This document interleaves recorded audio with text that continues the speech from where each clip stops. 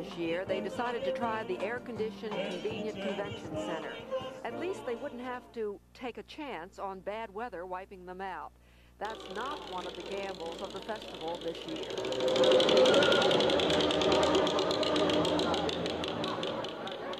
The gamble is, will the thousands and thousands of people who usually flock to the Italian festival find it at the convention center and like what they find?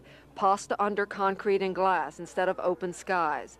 The reaction this afternoon was very favorable. Most agree that people will go anywhere to sample Italian food.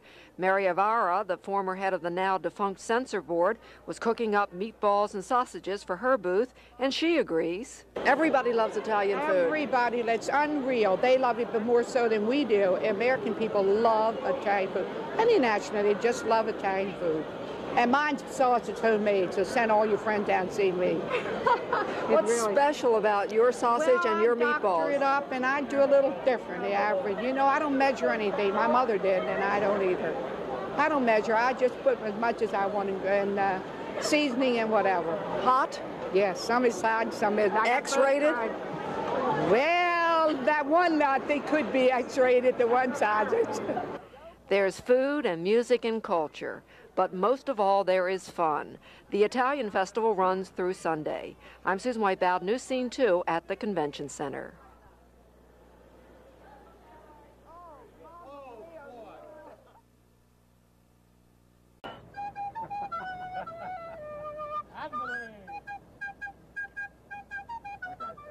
Political flute playing, some say, of Councilman DePietro's statement. An effort to get everyone to jump on the Italian Democratic bandwagon, say others.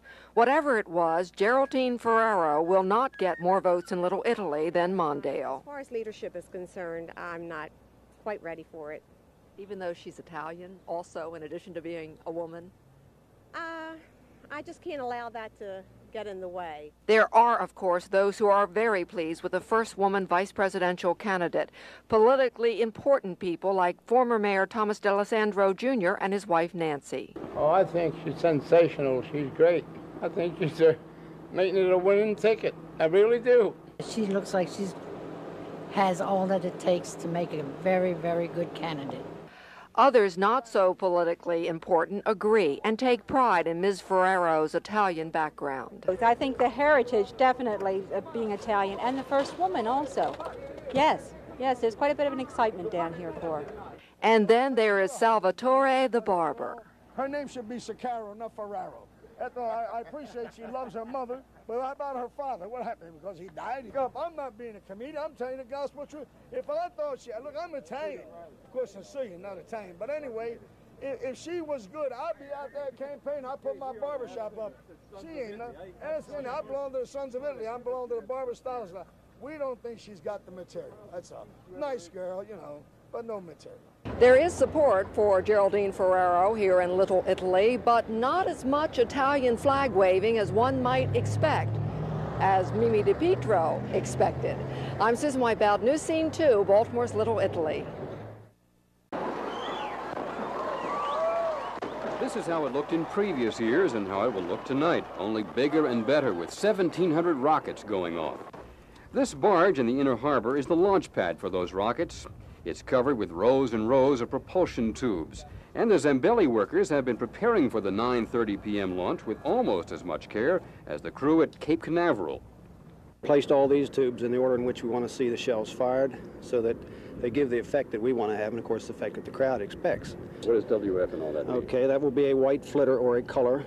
The TS will be 2 heavy titanium salutes, meaning that titanium has been added to the noise to give you a color, a white color break or appearance, and then a heavy report at the very end.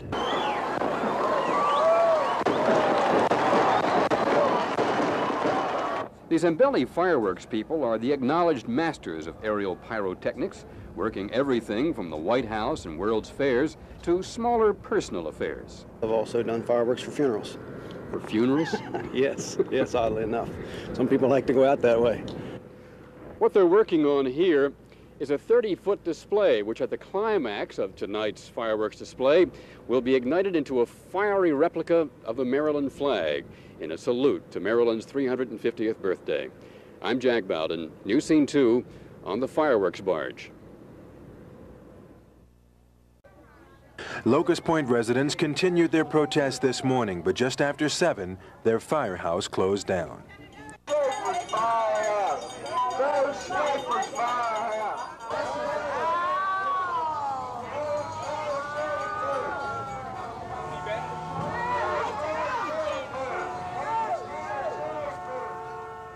The residents draped the firehouse in black and even used a hearse to show what they're afraid might happen if a fire breaks out in their community now. This representing death. That if there's a train coming by on Key Highway and then this lady right here, she could die. She could be dead from a fire because there couldn't be no way to get a fire engine down here. They later took their protest downtown to fire headquarters, but despite all the signs of mourning, they made it clear they're not licked yet and won't stop until the firehouse is reopened. I think Chief O'Connor has made a mistake. And it's up to the mayor and us and you to convince him that he has made a mistake. I think it's a very sad situation, but this isn't over yet. Because you just don't tread on our toes right here at Locust Point.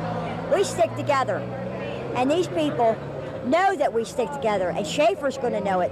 Chief O'Connor, everybody's going to know it. That this firehouse is going to get back open again. Because we're not losers, we're fighters here in Locust Point.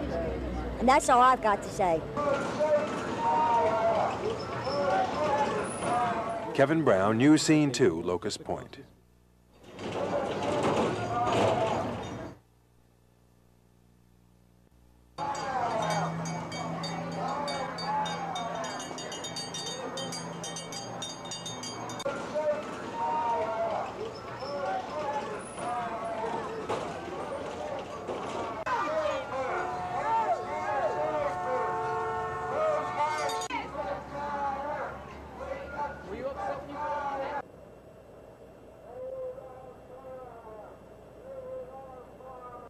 If we lose, which I don't plan to happen, but if we should lose, then we'll have to move for private money and work it out with the mayor to try to keep it open that way. How feasible is that? I think it's very feasible. The mayor is a big proponent of volunteering.